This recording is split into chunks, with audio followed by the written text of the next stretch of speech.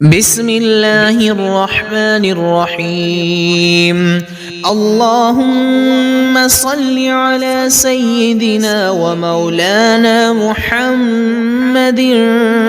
صاحب التاج والمعراج والبراق والعلم، دافع البلاء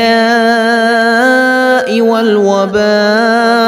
والقحط والمرض والألم، اسمه مكتوب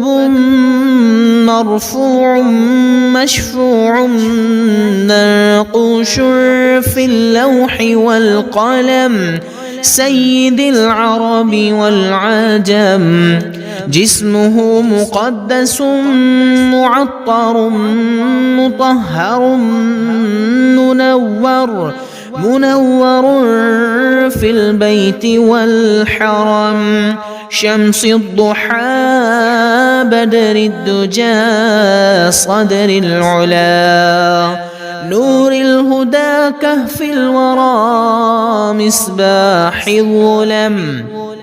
جميل الشيم شفيع الأمم، صاحب الجود والكرم، والله عاصمه وجبريل خادمه، والبراق مركبه والمعراج سفره، وسدرة المنتهى مقامه، وقاب قوسين مطلوبه، والمطلوب مقصوده، والمقصود موجود، سيد المرسلين خاتم النبيين شفيع المذنبين، أنيس الغريبين رحمة للعالمين، راحة العاشقين مراد المشتاقين، شمس العارفين سراج السالكين، مصباح المقربين محب الفقراء والغرباء والمساكين،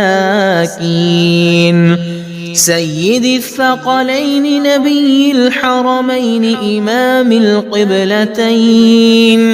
وسيلتنا في الدارين صاحب قاب قوسين، محبوب رب المشرقين ورب المغربين،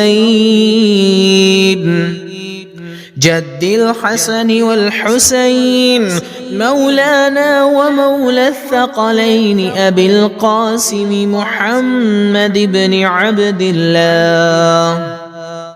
نور من نور الله، يا أيها المشتاقون بنور جماله، صلوا عليه وآله وأصحابه وسلموا تسليما.